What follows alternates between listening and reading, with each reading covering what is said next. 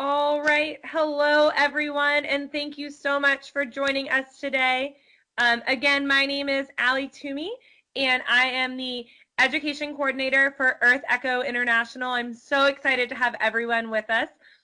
We are co-hosting this day of the National Biodiversity Teach-In with Miss Perryman's class from Elgin High School today. And this day is all about oceans. And we are so excited to have Philippe Cousteau with us here today. Philippe is the founder of Earth Echo International, and he is the grandson of Jacques Cousteau, the legendary ocean explorer, and he has been around oceans for his entire life. You may have seen him recently either on CNN's Great Big Story, which has been circulating around the web recently, or as the host and executive producer of Awesome Planet, a new series that airs on Saturday mornings on Fox, and then you can also find it on Hulu after that. He's also a special correspondent for CNN and has hosted several award-winning shows, including Going Green and Expedition Sumatra. We also have Philippe in our, oh, we just lost him. Fun. Hold on just a second. Let me see what's going on.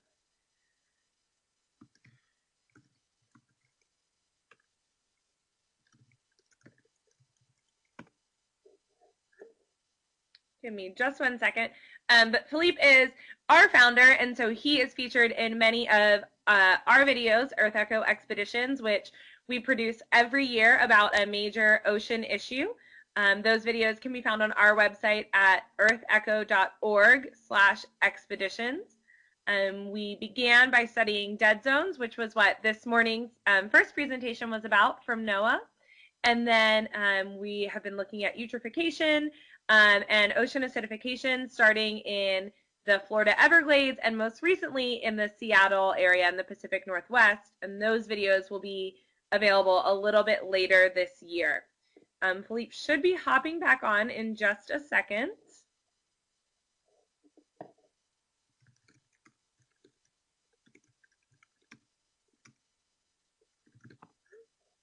He's having some computer difficulties here.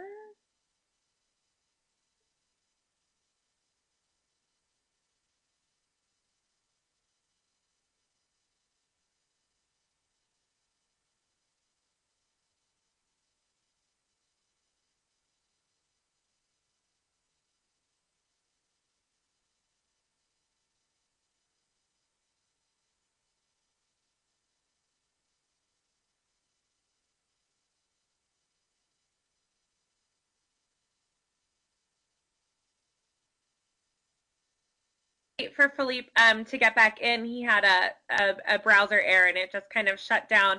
I'm going to go into the co-browser here and just give everyone a tour of our website, earthecho.org, so that you're able to see where these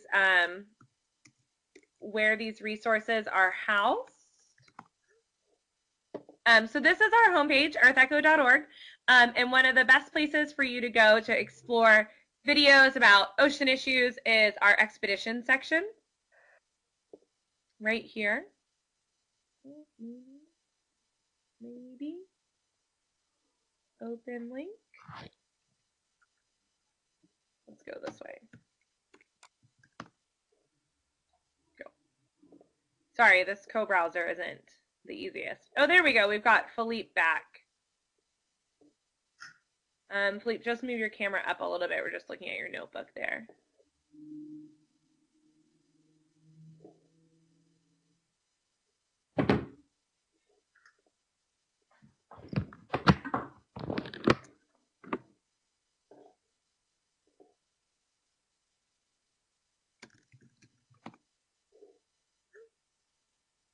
All right.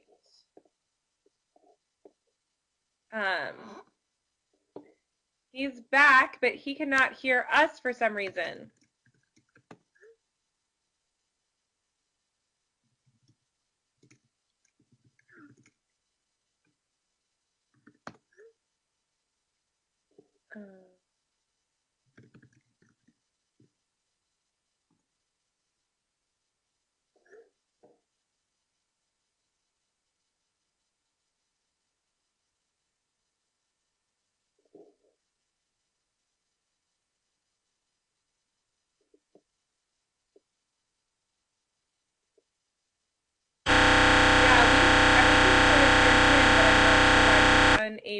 better? Can you Us. all hear sound?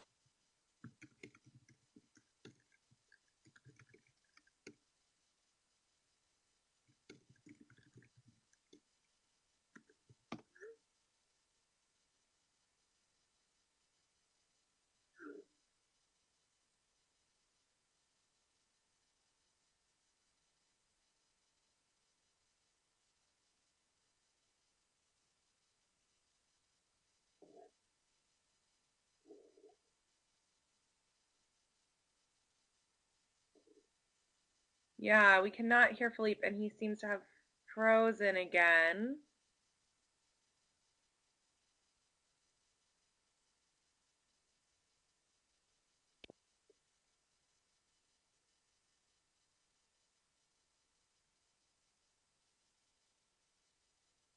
Can't hear him at all.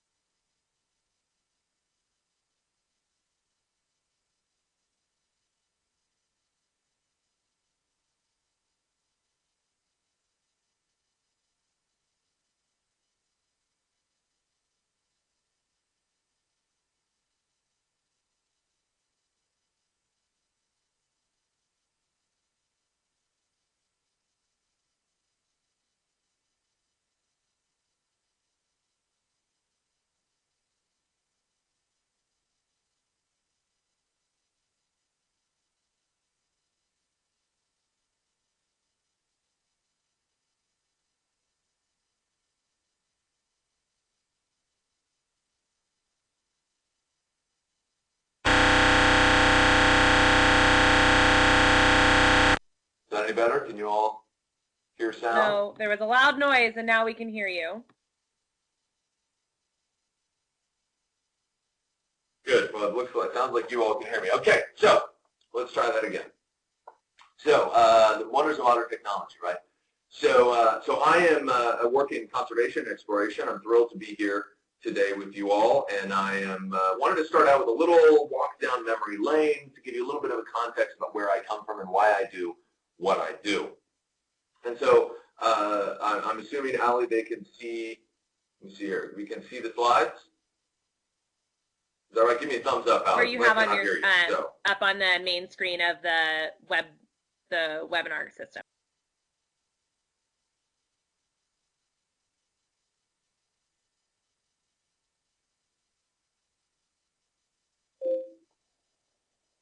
You're gonna have to text me, Ali, since I can't really hear you. Unfortunately, the sound's not working, but it sounds like, okay, good, you can see them. All right, excellent. So this is a photograph. These are a couple different photos. This is, change this around a little bit here. So, so that I can see, I had to move all my webcams around so that I can see the screen.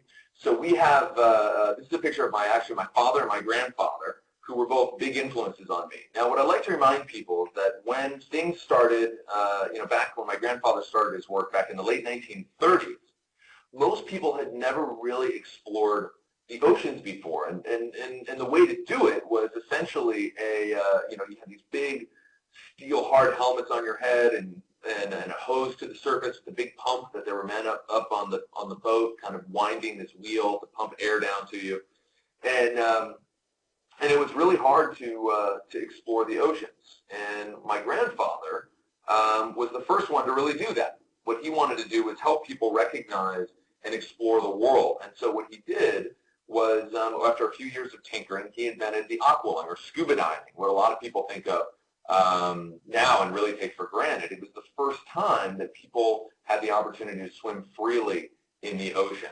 And so that's actually a picture of my father with my grandfather, with one of the early prototypes on back in the late, or actually the mid-1940s, and maybe late 1940s, and after the war. And this was, again, the first opportunity that people had to swim freely in the ocean. And this was revolutionary at the time. And really, his work in exploration turned into a documentary series and films that traveled all over the world, and he became one of the best, most well-known and most impactful environmental advocates in the history of conservation. And this is my father and grandfather there in the lower picture with this famous red hat on that you can see, and then an airplane that they used prolifically to travel around the world doing documentaries. And so, growing up with, let's see if I can advance these slides here. There we go. Growing up with those documentaries, and my grandfather, that's me actually, with a bowl haircut and a towhead to super blonde hair.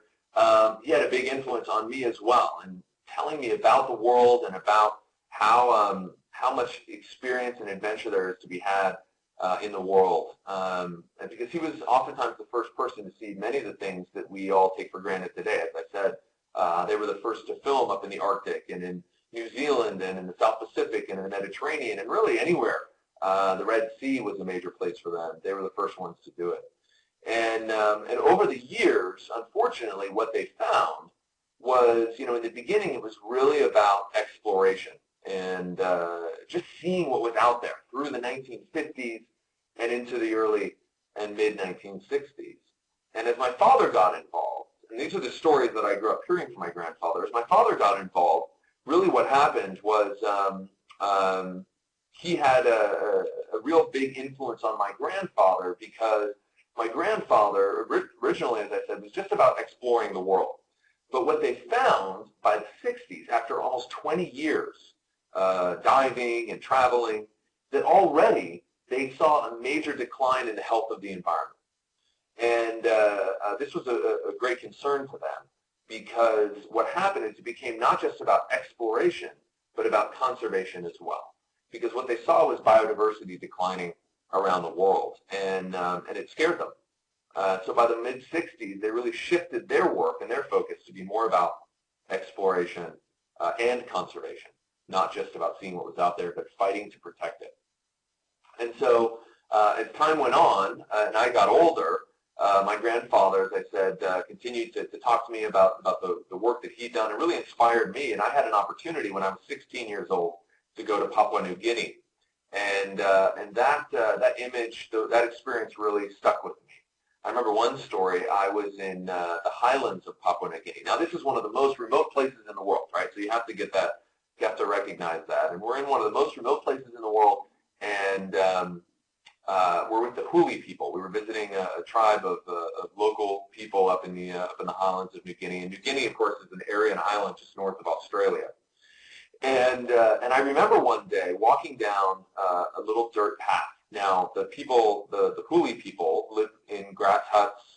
They still hunt with bow and arrow. Their technology, though their culture is rich, their technology is very primitive compared to the West. And I remember seeing, in this place in the world that's the most remote, you couldn't get further away. There's still tribes in part of that world that are cannibals. They live very technologically, without any of the kinds of everyday conveniences that you and I take for granted. And so I saw these tribesmen walking towards me, and they had some bow and arrow in their hands and some spears. Here they are walking along, and I realized that all the men at the front of the group were older men, the elders. They had their spears. They were barefoot, grass skirts, they had headdresses on, etc., and boar tusks in their noses, which is a traditional ceremonial dress that they would wear when they went hunting. And then at the back of the group were young men with bow and arrow and spears and grass skirts and barefoot, but they had Lakers basketball t-shirts on. And there was my grandfather, because one of the things that he told me growing up was that we are all connected. And his great concern about biodiversity and the decline of biodiversity around the world is that people aren't recognizing that what they do in one place has a major impact on another. And he always told me that, and I said, I always understood it conceptually, but it was seeing the image in the most remote part of the world, this tribe that live in grass huts, and they had these young men, and they had Lakers basketball t-shirts on. It blew my mind, and it's an image I can close my eyes and I can still see it today.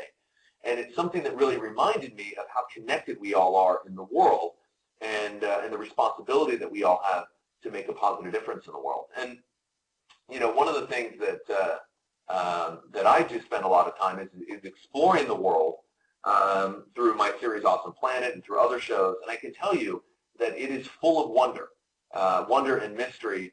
And I tried to load. It doesn't look like it did it, unfortunately. I was loading a video earlier to show you, but I'll give you the YouTube. I'll give you the link to the videos at the end of it that you can go. They're all on Hulu and on YouTube. And now I can't see the slides anymore. Whew. My computer is not enjoying this this system here. We're having some problems.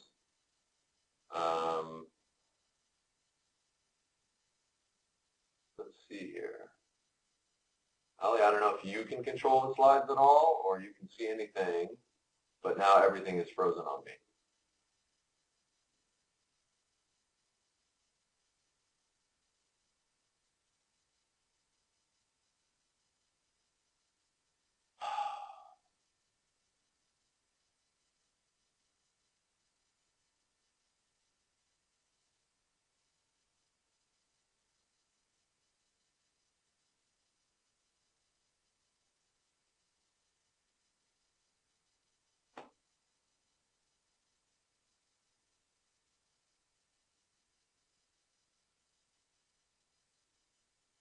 Okay, so Ali's controlling the slides, man, because my computer's frozen. I assume, so we're on the cartoon slide. So this is one of my favorite slides.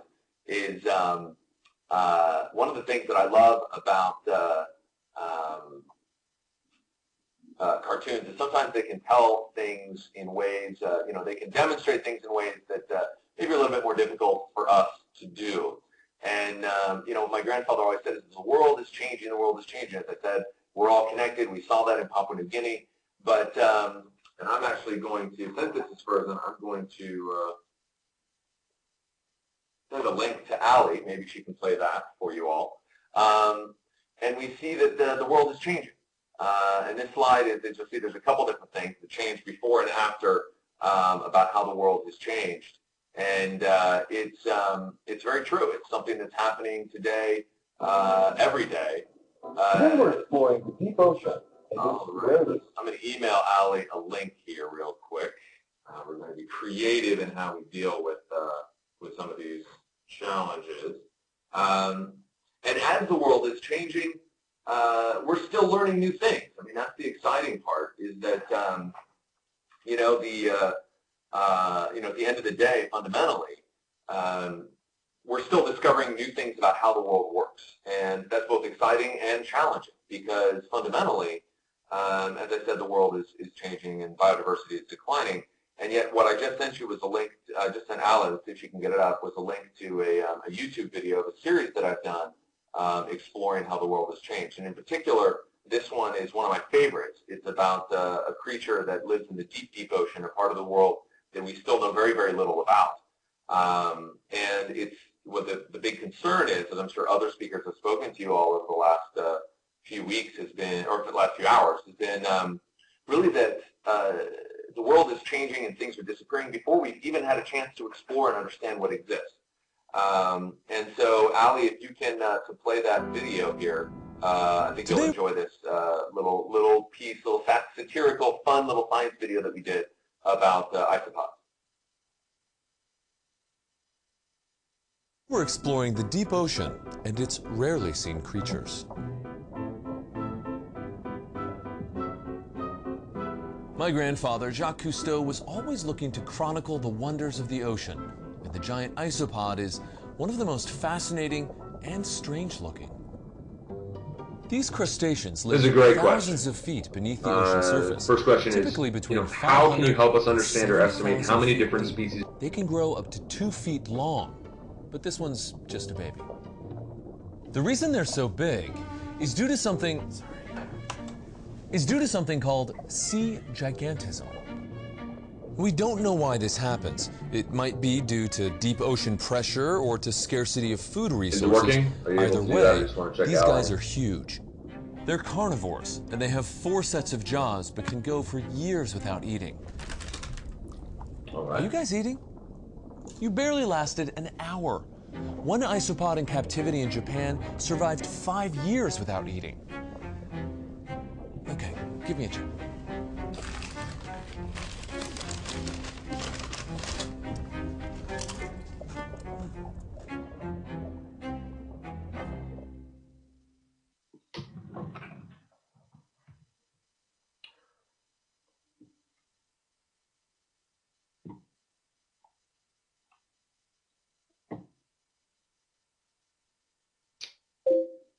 So I hope you enjoyed that. It's a fun little video. It's part of an 8-part series that I did with Great Big Story, and you can find the rest of them. You'll see on a slide at the end. Is all on YouTube. And so this video piece came up. Ooh. Okay, my computer, the program looks like it restarted. Let me see if I can get this video to work. I have this control slides again, so that unfroze, so that's good. And so not only are there places in the deep ocean that we still haven't explored, we don't know enough about, but we're finding, as I said, that the world is changing. There's plastics in the deep ocean. There's PCBs. There's pollution in the deep ocean already that are affecting these animals. And so the biodiversity that exists in the world that we haven't even charted yet is changing and disappearing. And there are places that we, on land that are gorgeous and beautiful. And I have a video clip here that hopefully it'll work. Let's see if we can get it to play. That is an example of one of my favorite places in the world that we visited for my show Awesome Planet, which is a show syndicated on Fox on Saturday mornings, and it's a program that's also on Hulu. And I'll give you the link to that later.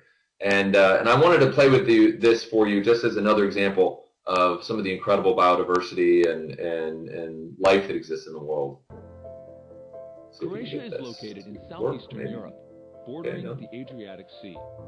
In the mountainous area of central Croatia is an amazing geological wonder. At the northern end of the park, there's a canyon where symphonies of waterfalls converge to create this breathtaking sight. With the help of a guide, we're first going to explore the southern area of these lakes, which has water cascading all around us.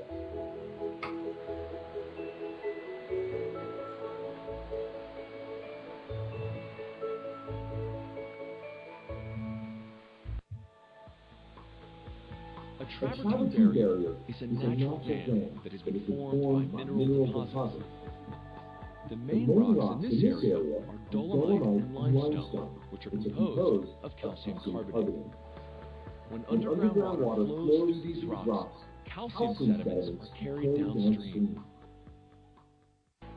This twig, which I just picked up out of the water, is covered with this calcium substance. The scientists cannot actually tell how old the lakes are, or each of them, but they know for sure that everything used to be a river. And then, for example, a tree fell into the water, and running through the underground, the water washes out limestone, and it brings it up to the surface in form of calcium carbonate. And now imagine one layer on the other. It grows, it grows, it grows, it grows, and one day it becomes a barrier. It becomes that, exactly.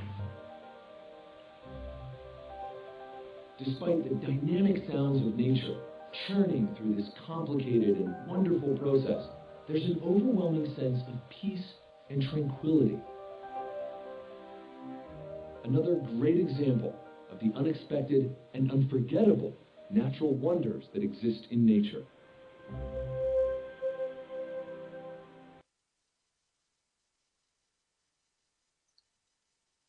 All right. So you saw that. That was one of my favorite places. Croatia is just an amazing world, an amazing country, an amazing natural world, full of surprises. And we've traveled all over the world, from Iceland to Africa to the Middle East to Latin America. I've been everywhere, seeing how many things there are. And unfortunately, with my own eyes, seeing how the world is changing, and so much of it is disappearing. So that's really the challenge for you all, I think, today, these days, is to recognize that that biodiversity is declining and that we live in a world that is changing. But there's hope. And so the last set of things that I wanted to show you is some photographs that I took recently on an expedition in the Marshall Islands. Now, for those of you who don't know where the Marshall Islands are, that is out in the far western Pacific Ocean. It is, again, one of the most remote places in the world. And we did this for a documentary that will be coming out later this year. I can't give you many details because it hasn't been announced yet, but we're very excited about it. And fundamentally, you know, what's really exciting is that when we went to the Marshall Islands, we were going to a part of the world not only that is remote, but where the United States conducted nuclear testing in the 1950s and 60s. Now, many of you remember during the Cold War, or have read about it in history books during the Cold War, the United States and Russia were in competition to build bigger and bigger nuclear bombs. And one of the places that we originally tested those bombs was in the Nevada desert. But as the bombs got bigger and bigger and bigger, we realized that, you know, it was not safe to do that anymore. And so we decided to go out into the middle of the Pacific Ocean and take some beautiful tropical islands and blow them up. So we did that, and we conducted about 60 nuclear tests over the course of a decade or so out in these islands in the Marshalls in the far western Pacific. And so essentially what happened out there is the United States military threw all the fire and brimstone, all the modern technology we had for destruction onto these islands. We vaporized islands, destroyed incredible, huge, vast areas of coral reefs, vaporizing everything. You know, within a few seconds, the temperature would be many times hotter than the surface of the sun with these bombs. And in particular, we detonated the largest bomb that the United States had ever detonated, called Castle Bravo. And that bomb was detonated and gave a yield of about 15 megatons. Now that's, if you think that that is several hundred times stronger than any of the bombs that we actually dropped in World War II in Hiroshima and Nagasaki. So this bomb was incredibly powerful. And we actually went diving into the crater. This is my wife and I. We co-hosted the documentary together, Ashlyn, and we're getting ready for a dive here in this photograph. And we went diving into a crater. And now, before I go to that picture, look at this. I mean, we're talking like one of the most pristine, beautiful places in the world, and we just went in and vaporized it. I mean, these islands are as, you know, idyllic as you can get. And when you go there, you are surrounded by sharks. Now, this is what we were going to film. And this is just one example. Literally, within a minute of anchoring and pulling the boat up, all of these gray reef sharks would come to the back of the boat, curious about what was going on. They weren't attacking, of course. It wasn't like scary, but they were just really curious because people don't ever go to these islands and see this place. And so we'd have all these sharks. And this is an example. Sometimes there would be almost 100 sharks at the back of the boat, curious about what was going on. And they'd kind of hang out for a little while, and then they'd swim away. And one place in particular, as I said, we had the opportunity to actually visit the crater, the Castle Bravo crater. And that's what you see a picture of right here. The light colored blue is kind of the rim of the crater, and as it gets darker underneath us, that's kind of the deep part of the crater. So it was a bit of a round crater where the bomb was dropped, and it's about 200 feet deep, and everything around it is completely vaporized sand and coral and rubble, right? So what we went to go and find out is that in a place where humanity has literally just bombed things to oblivion, the worst example of our technological destruction and mayhem, what does nature look like now? Because we'd heard anecdotal evidence that in many of these places, nature had bounced back. And this is how I wanted to kind of close my comments today, because I know that we wanted to, you know, there's going to be an opportunity for Q&A, so it's not over at all, and I still have a few minutes to talk a little bit, but I just wanted to plant the seed for everybody, because as I told you, really my grandfather back in the 1930s and 40s through the 60s saw a tremendous decline in the health of the Mediterranean and the Red Sea. And make no mistake, the Mediterranean is essentially a dead sea. There's very little life left in that place compared to what it looked like back in the 30s and 40s. And so they really began to work on changing their idea and their work from exploration to conservation. And that carried through to helping me understand, as I grew up with my grandfather, his experiences, that we're all in this together and we're all connected.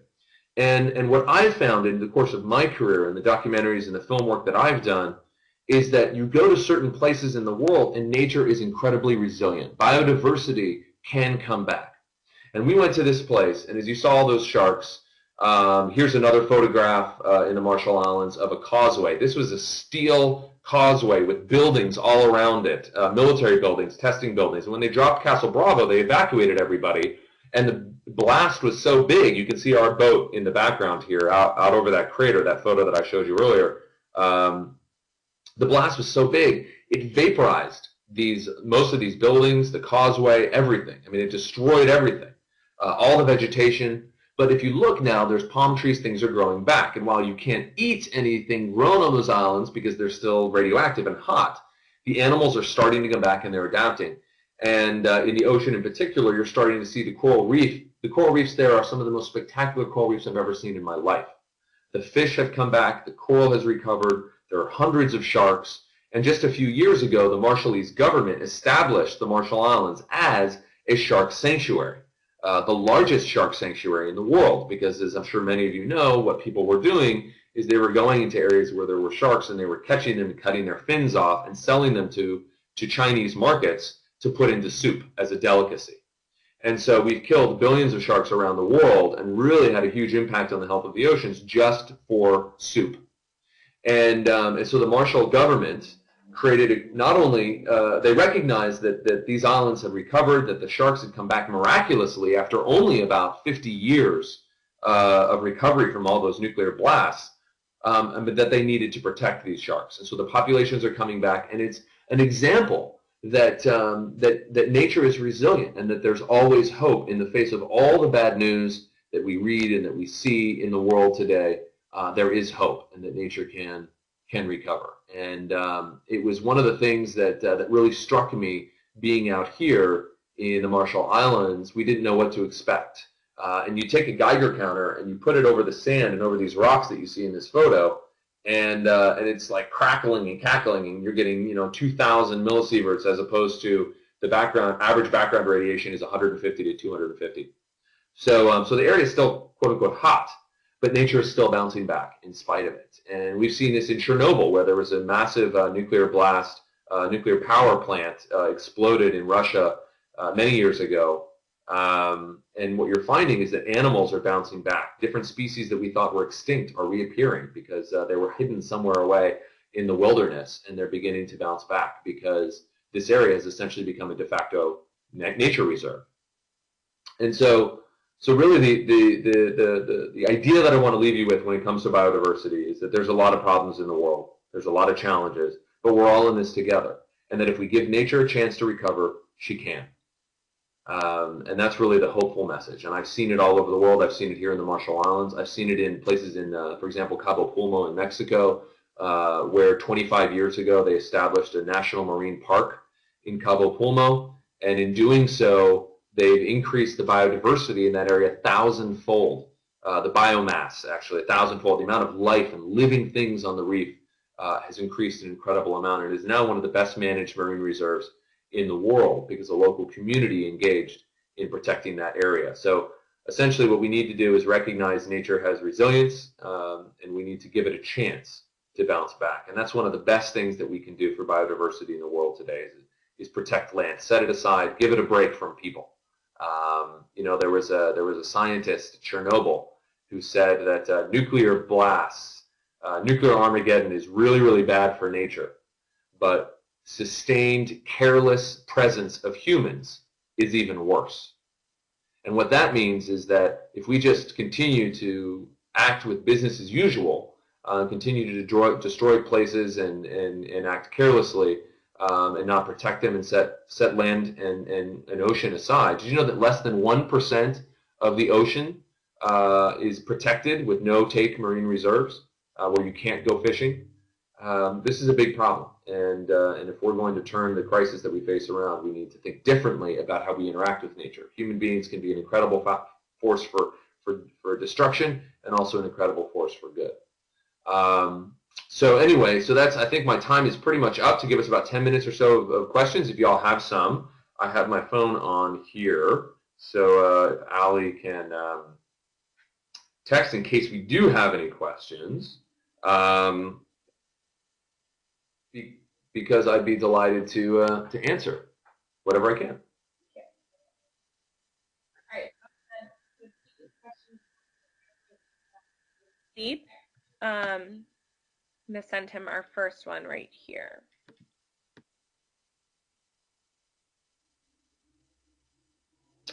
This is a great question. The first question is, how can you help us understand or estimate how many different species of animals and plants live in the ocean, and how big is the number? So it's very, very difficult. There is a census of marine life that has been occurring for over a decade now, that is just trying to scratch the surface and understand and get to some of those numbers. But we certainly estimate that there are thousands, if not hundreds of thousands, if not potentially millions of species of animals that we still haven't even discovered in the ocean. Many species of animals that we haven't discovered on land. I don't know if you all remember seeing the news a couple years ago, but they discovered a new species of monkey on an island. I believe it was somewhere in Indonesia. This is a pretty big mammal, so it's not like they're all just little stuff left to discover. There's some big things, and the reason I wanted to show you the video about the isopod is because really the deep ocean is the next frontier. When you think about the fact that light only penetrates a few hundred feet into the ocean, the lit zone, the sunlight zone in the ocean only goes down to about 200 or 300 feet. Then there's a twilight zone that goes down even deeper than that, but again, only a few hundred more feet. And so consider the deepest part of the ocean is about 35,000 feet deep. Well, that leaves a lot of area that's in pitch black. Very hard to explore, very hard to do science. It's very dark, it's cold, there's a lot of pressure. And so there are animals like that isopod that live down there, and countless more that are giant, gnarly, amazing, incredible animals that we haven't even discovered. It was just only recently that we filmed a giant squid. You may have remembered seeing that in the press just a few months ago, that we actually got some decent footage of a giant squid for the first time, and it was a small one. Though we found carcasses of very large giant squid, we've still never even seen one of those. And so there is so much left in the world, and there's really, scientists only have their best estimates of what number of species live in the ocean, because there's still so much we don't know. It's pretty remarkable. And so fundamentally, what that means is that it's up to you all to remember that even though Google exists, right? I mean, one of the big challenges that we face is that people nowadays, especially young people, think like, oh, well, we have Google. We know everything. It's all at the tip of our fingers. We just type it into our computer, and there comes up the answer. And look, there's nothing left to explore. There's nothing left to discover. The world there's no more mystery left. Well, that is not true. Don't ever believe that. There is an incredible amount of mystery left in the world. I know a scientist in his backyard in Washington, D.C., who works at the Smithsonian. This scientist discovered 3 new species of insect in his backyard that had never been recorded before. So in the middle of urban Washington, D.C. And so, again, the idea that I think that's really exciting, the idea that we don't know what exists out there. But it also means that we have to redouble our efforts to try and protect these places, because we don't even know what we're losing. So another question: how long have I been exploring the oceans?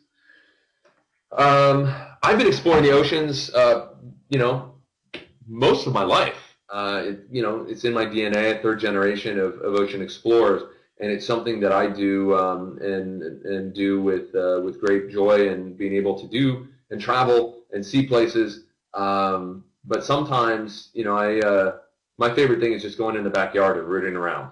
So you don't have to travel to the Marshall Islands and around the world to discover new things and to see how the world works. And I encourage everybody that's watching here, sometimes to, turn off the television, put down the video games, and just go outside and be your own explorer. Another good question here, shifting baseline of public perception has played into the degradation of the environment. That's a really good question. How do you think the shifting baseline? So the idea of shifting baselines is essentially a conservation concept that says every new generation has a sliding scale of their understanding of the health of the environment. And they all kind of look back to when they were young, to the beginning of their generation as the baseline for what the environment should look like. And yet, as we know, well, that's not the way it is or should be. I mean, for example, I've been diving, I grew up diving in the Mediterranean, and I know from photos and video that even when I was a kid, the Mediterranean was in bad shape. And even when my grandfather was young in the 1930s, he recognized that the Mediterranean was suffering. So yes, one of the challenges is that people's historical memory of what the environment used to look like. Remember that comic that I showed you? We're going to go back to that here. That comic that I showed you, you know, people easily forget over how the environment has changed over time. So that is one of the challenges that all of us who are smart on this webinar need to remember, that we have an important responsibility to think about how these systems have changed, to look at the historical evidence, and to be critical thinkers. And not just look out the window and see, you know, the birds are shining, the sky is blue, everything's okay. Let's see, we've got some other good ones. What's my favorite place I've ever gone diving before? You know, the Marshall Islands was incredible. I've never seen that many sharks before in one place. I mean, we'd be in the water and we'd be surrounded by up to 100 sharks at a time. It was pretty amazing. Another place that I actually really loved was the Arctic Ocean. You know, the Arctic Ocean is essentially the air conditioning unit of our planet. It helps to regulate global temperatures, and as the ice is shrinking, that is a big problem. And one of the reasons that we are having all this crazy weather, these polar vortexes coming down in the wintertime, and these extreme droughts, etc., is because the Arctic is changing, and it's changing rapidly. And when we went diving up there, even though it's really, really, really cold, you know, it's about 28, 29 degrees in the water there, it is full of life. And it was one of the most amazing places that I've ever been diving. So warm, beautiful tropical waters of the Marshall Islands, and also diving up in the Arctic. Okay, let's see here. We've got lots of good questions. We've got about 7 minutes left, I think, 6, 7 minutes.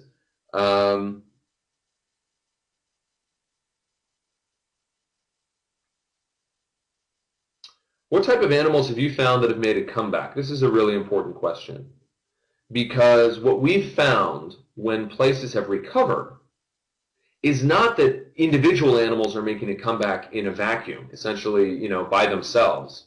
They're making a comeback because their entire ecosystem is making a comeback. And so what I mean by that is that one of the challenges for humans is that we tend to look at animals as individuals, right? And we tend to protect them as individuals, as opposed to recognizing that they're part of a system. And so conservation works, and environmental conservation, ocean protected areas, etc., they work when you protect a large enough area, when you protect the entire ecosystem. Not when you say, okay, you can fish these fish this much, and these fish this much, and these crabs this much, and this that much, and you treat everything separately. That never works. And that's still how we manage our oceans today. And it's the wrong way to manage nature and to help nature.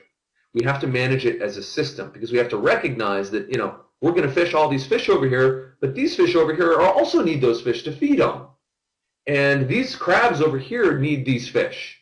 And they eat their eggs, and so there needs to be enough of these fish laying eggs so that the crabs eat some, and there's still eggs left for some fish to survive and grow and be a new generation. And so if we don't look at the animals as a system, you can't be successful in conservation. So I've never seen necessarily any one animal really, really recover when we're still doing the status quo and business as usual to all the others. We have to look at nature and the oceans as a system for it to recover. Let's see what else we got here. We got some really good questions. My goodness.